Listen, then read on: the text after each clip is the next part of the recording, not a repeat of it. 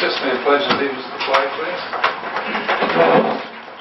I pledge allegiance to the flag of the United States of America and to the republic for which it stands, one nation, under God, indivisible, with liberty and justice for all. Thank you. Recognize the Salem News and Mary Ann here tonight in WRIN. And we will start around the room with questions and answers, questions to be had, or anything necessary to be brought up. And give your name. Sir?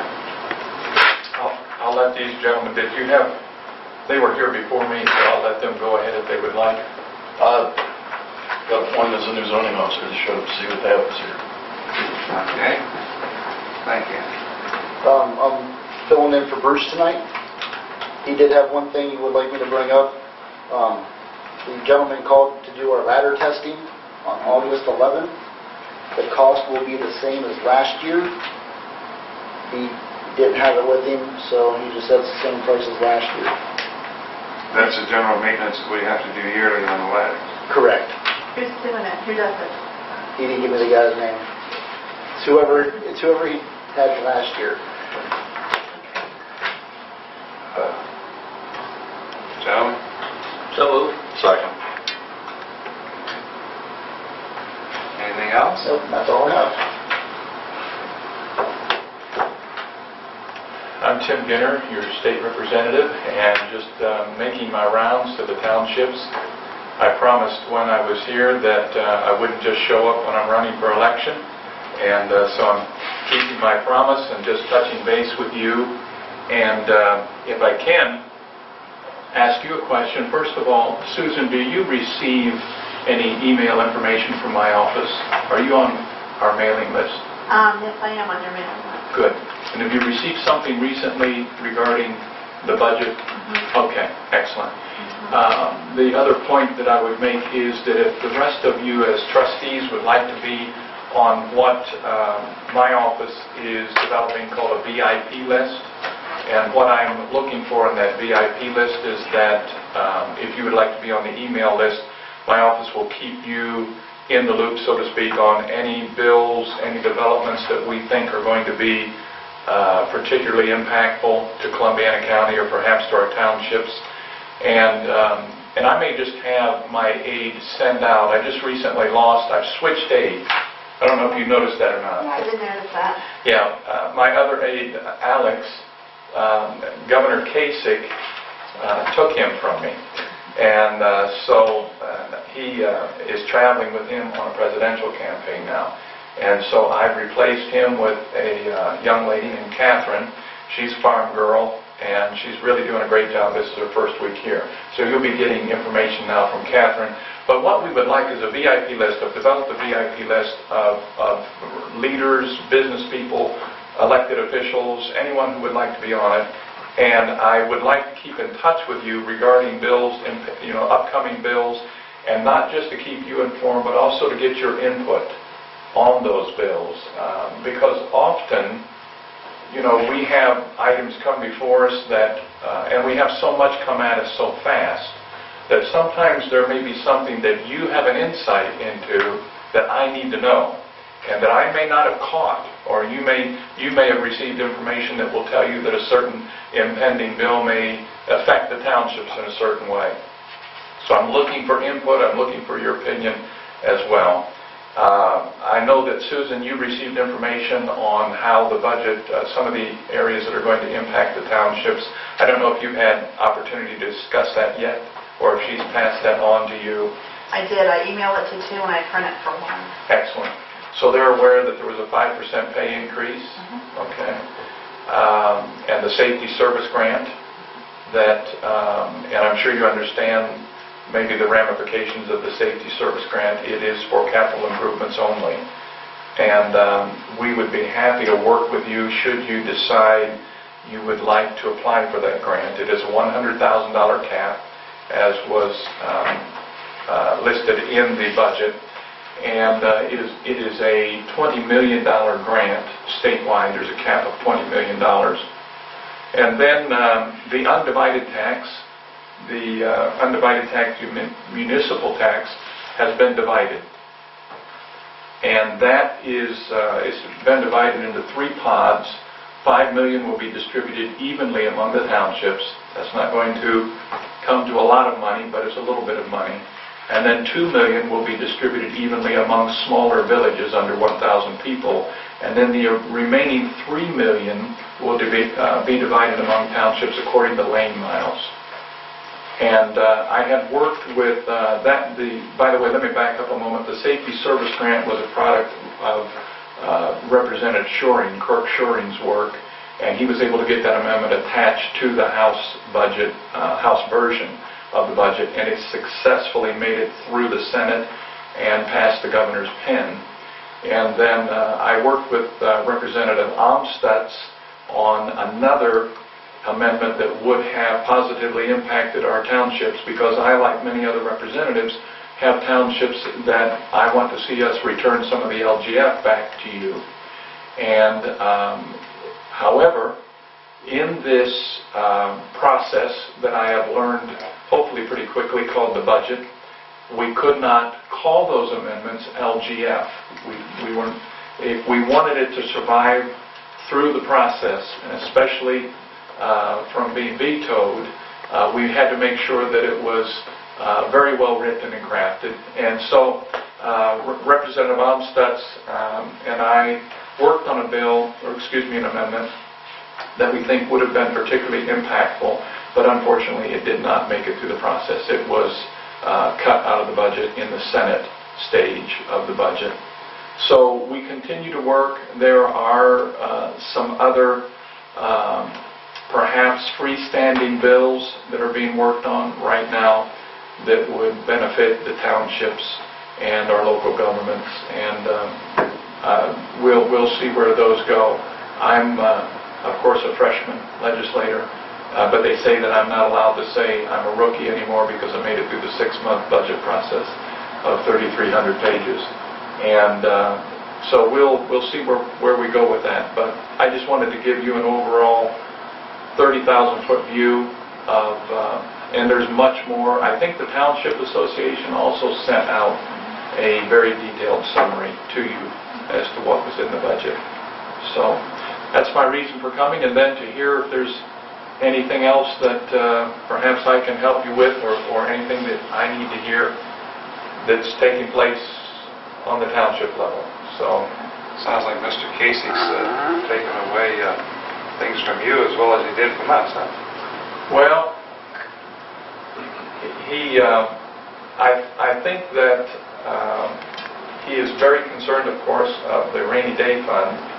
And personally, I think that in regards to the budget, of course, I have one vote and it's 3,300 pages, so there's good things, there's bad things in there. But I thought the rainy day fund was adequate. I know that we must be ready for emergencies if we're going to be fiscally responsible in our state, and I'm glad to see that we are. Prior to his administration, I think we had, I believe it was 85 cents in the rainy day fund, and somebody was going to give 15 cents more to make it an even dollar as a joke. So we really were upside down, but I would have honestly liked to, as I think I shared with you when I was here, I would have liked to have seen us not increase the rainy day fund in this budget. I would have liked to have seen us return some of that back to our local governments. And so we fought for that, and there were representatives. I can't speak for the Senate, but I can tell you there were representatives that fought very hard to see us increase some of the LGF. And we were that much successful, and we still have a long ways to go. But I've learned the process. I really liked the way the budget looked when it left the House, and then those doggone senators, worked on it, and then it passed in front of the governor, and he worked on it some more. But I am very pleased with, in particular, with the school funding, and you've probably read about that in the paper. And one of our local superintendents did just a a stellar job of pitching in and jumping in and taking on an extra load. You've already heard all this before, but taking on an extra load, our Letonia superintendent just went over and above and actually came to Columbus and testified in front of the subcommittee and how the budget in its executive form would have impacted our schools, and it would have been detrimental to our schools, to many of our schools. And he was able to identify the funding formula anomalies that needed to be changed to benefit rural schools and smaller schools, which we have an abundance of both. And it was very fortunate that Representative Cupp, who is the chairman of the subcommittee, his office is right next door to mine. So I was able to get his ear quite a bit and able to introduce Superintendent Mino to him and able to take his numbers over to Representative Cupp. And I'll tell you, it was just amazing. The budget came out of the House version looking very much different. And the Senate tweaked it a little bit, but it still is tremendous compared to what it was. And none of our schools lost money. Our schools all gained finances. And I received a call from the Wellsville superintendent, by the way, and he told me, left a message for me, and he told me that it's the best school budget he's seen in 42 years of being in administrative work, and he can finally start thinking about teaching children instead of worrying about funding. So we're glad for that. I know that's not directly affecting you as a township, but indirectly impacting. Well, I think he took his rainy day fund up just a little bit too far, because he's backing us down onto the residents of the township. If there's anything that we need, we have to go for a tax. I think that was a little bit on our pushing it too far on that side. Yes, I think there could be an effort to consolidate, an effort to perhaps force consolidation. Not only the townships, it hurt the cities and the counties too. I mean, I'm not just speaking for us alone, but it hurt the counties and it hurt the city.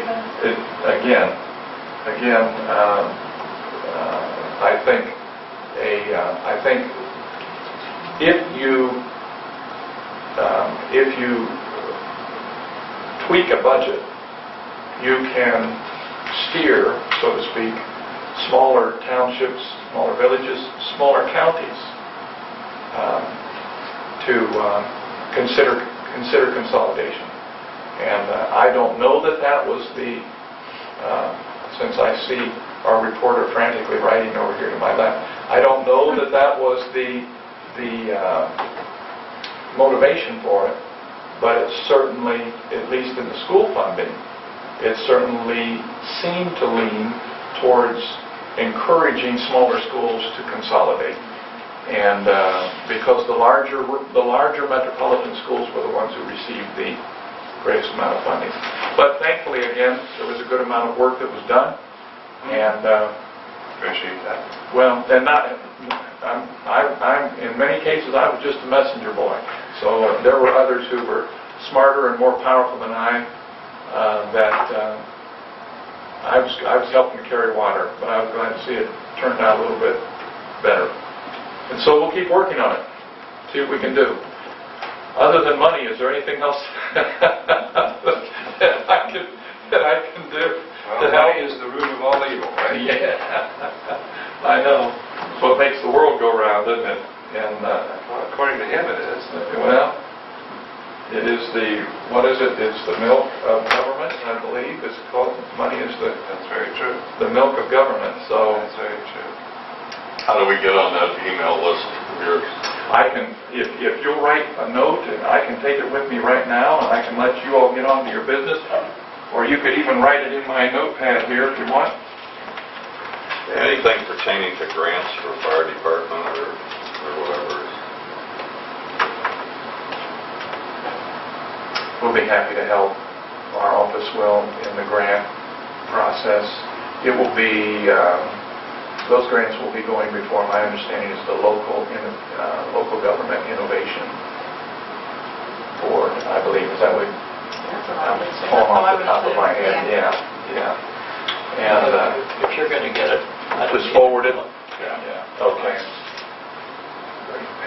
you're preparing. Okay, Doug. Excellent. All right. Now, don't make me bash the governor too much in the paper. No. Okay? All right. But we did, we did have to try to sneak it through.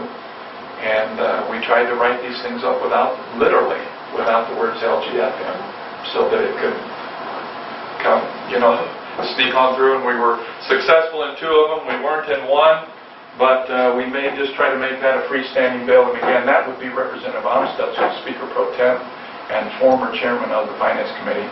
So a much, much smarter head than mine. I'm just very glad. I told him that I want to do anything I can to help our townships.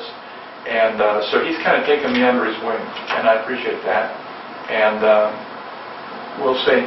I can't make any promises. I wish I could, but you guys have been around long enough to know that if I did, you'd begin to wonder anyhow. So, well, thank you. Thank for you. letting me- Thanks for coming. We appreciate it. You're welcome. I work for you, so I wanted to show up. And you do all have my office. Okay, so if you need to get in touch. All right, have a good night. Thank We'll see you. Thank you. Yeah. Very happy. Okay. Any new business to discuss? 6 zoning permits so far in the month of July. Okay.